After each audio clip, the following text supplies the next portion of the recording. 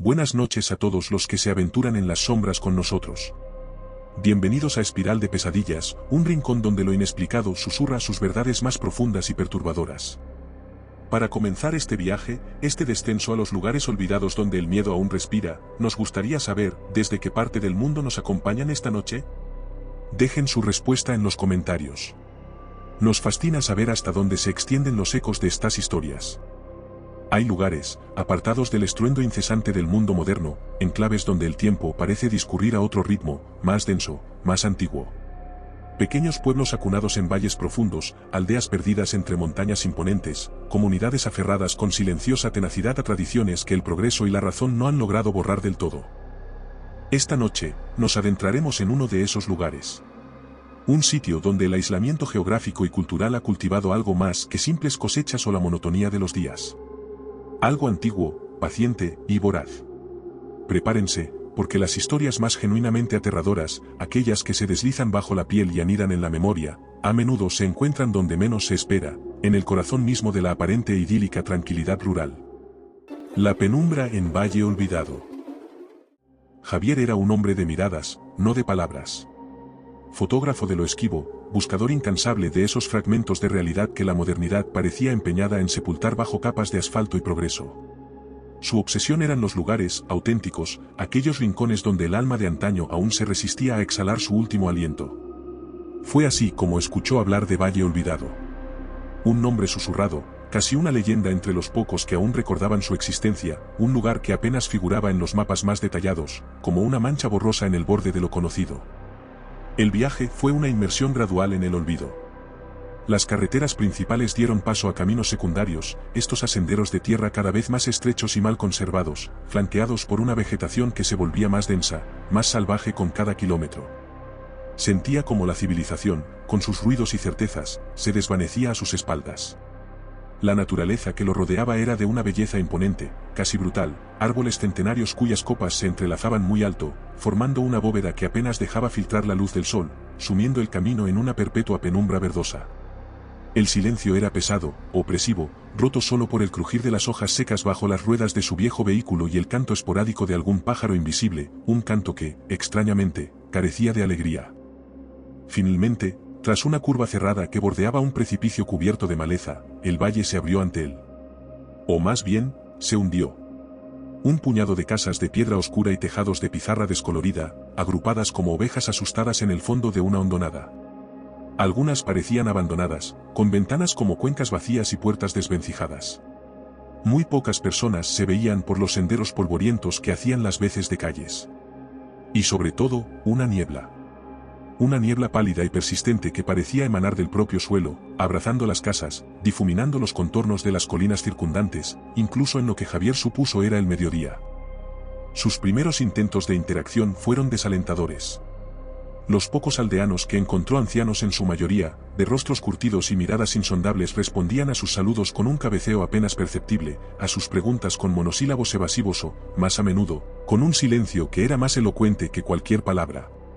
Una tarde, mientras fotografiaba la ruinosa fachada de lo que parecía haber sido una capilla, un viejo encorvado, que observaba desde el umbral de una cabaña cercana, masculló sin mirarlo: «No es bueno remover el polvo de este valle, forastero. Menos aún cuando la penumbra está quieta». Javier intentó indagar, preguntar qué era la penumbra, pero el viejo simplemente negó con la cabeza y se perdió en la oscuridad de su morada, dejándolo con un escalofrío que nada tenía que ver con la humedad del ambiente. Los días siguientes, Javier se dedicó a explorar, cámara en mano, los alrededores del valle. Descubrió los restos de lo que parecía una iglesia mucho más antigua que la capilla en ruinas del pueblo, casi devorada por la vegetación, sus muros de piedra cubiertos de musgo y símbolos extraños, erosionados por el tiempo, que no lograba identificar. Cerca de allí, un pequeño cementerio familiar, con lápidas de piedra tosca, la mayoría ilegibles, inclinadas en ángulos extraños como si la tierra misma quisiera expulsarlas. En una de las casas abandonadas, escondido bajo unas tablas podridas del suelo, encontró un pequeño cofre de madera. Dentro, un diario. Unas pocas hojas de papel amarillento, con una caligrafía temblorosa y desvaída. Las anotaciones eran fragmentarias, fechadas décadas, quizás un siglo atrás. Hablaban de un guardián del valle, una entidad ligada a la tierra, a la niebla.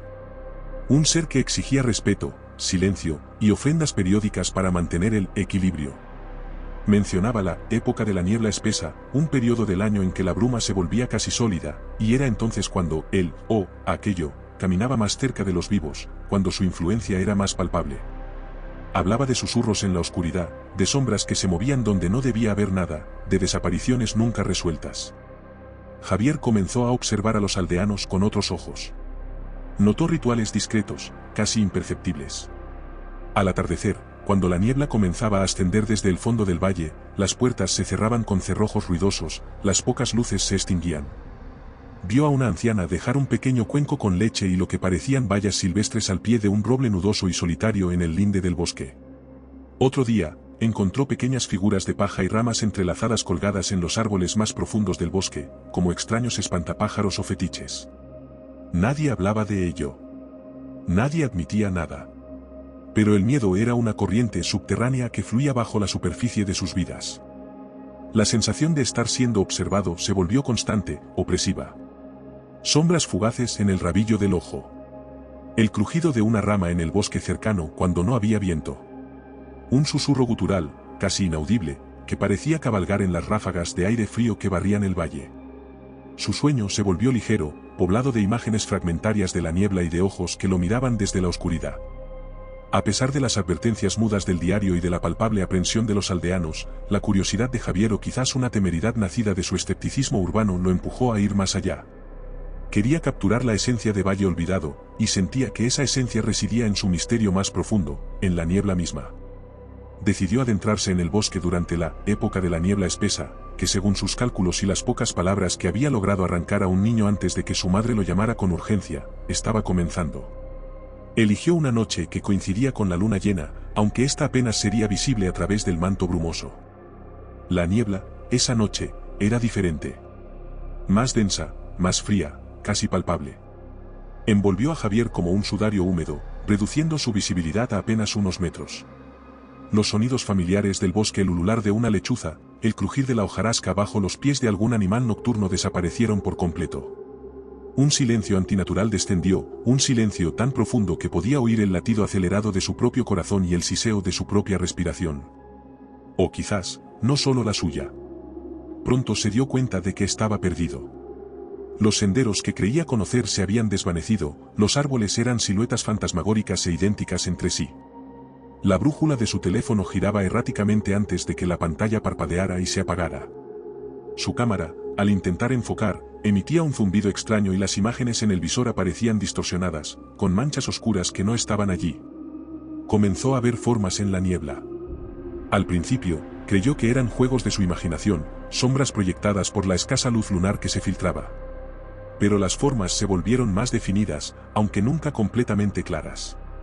Altas, inhumanamente altas y delgadas, como árboles que hubieran cobrado una vida perversa. Se movían con una lentitud deliberada en la periferia de su visión, siempre entre la niebla, nunca completamente expuestas. Hubo un momento en que intentó razonar, decirse a sí mismo que era el cansancio, la sugestión. Pero entonces, uno de esos contornos oscuros se detuvo directamente frente a él, a no más de 10 pasos, aunque velado por la cortina de bruma. No podía distinguir rasgos, solo una silueta imponente y una sensación de antigüedad insondable, de una malicia fría y paciente. El aire se volvió gélido. Un olor a tierra húmeda y a algo más, algo dulzón y vagamente pútrido, invadió sus fosas nasales. El clímax no fue un grito, ni un ataque físico. Fue un instante de terror puro, paralizante. Sintió un aliento helado en su nuca, aunque la figura estaba frente a él. Y luego, un susurro. Un susurro que no fue sonido, sino una vibración dentro de su cráneo, palabras en un idioma desconocido que, sin embargo, comprendió en un nivel primordial y aterrador. No recordaría las palabras, solo la sensación que dejaron, un vacío absoluto, la certeza de su insignificancia, y la promesa de un olvido eterno. El terror rompió su parálisis. Javier giró sobre sus talones y corrió. Corrió a ciegas, sin dirección, tropezando con raíces ocultas, arañándose el rostro y las manos con ramas bajas.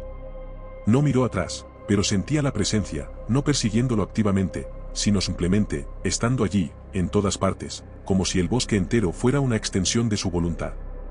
Cada sombra parecía moverse, cada susurro del viento llevaba un eco de aquella voz interna. No supo cómo, pero finalmente tropezó con algo que reconoció, el viejo roble solitario donde había visto a la anciana dejar su ofrenda. Estaba al borde del bosque. Más allá, las siluetas oscuras de las casas del valle. Se arrastró, más que caminó, hacia la aparente seguridad del pueblo. Eran altas horas de la noche. Todas las casas estaban sumidas en una oscuridad y un silencio sepulcrales, como si sus habitantes supieran exactamente lo que ocurría en la niebla durante esas horas y simplemente esperaran, conteniendo la respiración, a que pasara. Aquí, la historia de Javier se bifurca, o quizás se desvanece en la misma niebla que casi lo consume. Algunos cuentan que logró alcanzar su vehículo, que el motor, tras unos agónicos intentos, finalmente cobró vida, y que huyó de Valle Olvidado esa misma noche, sin mirar atrás. Dicen que nunca volvió a ser el mismo. Que el resto de sus días los pasó mirando con aprensión cualquier banco de niebla, por inofensivo que pareciera, escuchando siempre aquel susurro en el umbral del silencio. Que sus fotografías se volvieron más oscuras, obsesionadas con las sombras y lo no visto. Otros, sin embargo, susurran una versión diferente. Que Javier nunca salió de Valle Olvidado. Que a la mañana siguiente, su vehículo seguía allí, cubierto de rocío, pero él había desaparecido.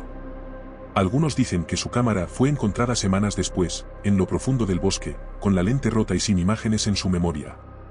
Otros afirman que, si uno observa con atención a los pocos y envejecidos habitantes que aún quedan en el valle, podría reconocer en alguno de ellos una mirada vacía y perdida, una sombra de familiaridad en un rostro que antes no estaba allí.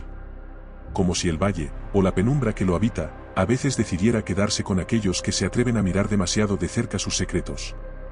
Valle Olvidado sigue allí, en algún pliegue perdido de la geografía, envuelto en su niebla perenne y sus secretos ancestrales. Quizás Javier fue solo uno más en una larga cuenta de aquellos que se atrevieron a mirar demasiado de cerca la penumbra que lo habita, aquellos que buscaron desvelar lo que prefería permanecer oculto. Porque hay lugares donde el pasado no muere, donde las viejas heridas de la tierra nunca cicatrizan del todo. Simplemente esperan, pacientes, en las sombras, en el silencio entre los susurros del viento, a que un nuevo incauto, un nuevo buscador de verdades prohibidas, cruce sus invisibles límites. Y a veces, si uno escucha con la debida atención en una noche particularmente brumosa y silenciosa, podría oír algo más que el crujir de las ramas o el lamento del viento entre los árboles, podría oír los ecos distantes de Valle Olvidado. O quizás, solo quizás, el levísimo silbido de algo que se acerca en la oscuridad. Las pequeñas comunidades, los pueblos apartados del mapa, los valles olvidados por el progreso, guardan historias que rara vez llegan a oídos del mundo exterior. Historias tejidas con el hilo del aislamiento, la superstición ancestral y, a veces, un miedo tan antiguo como la tierra misma que pisan. ¿Qué otros horrores indecibles, qué otras verdades calladas, acechan en los innumerables rincones olvidados de nuestro mundo? Esa es una pregunta que continuaremos explorando.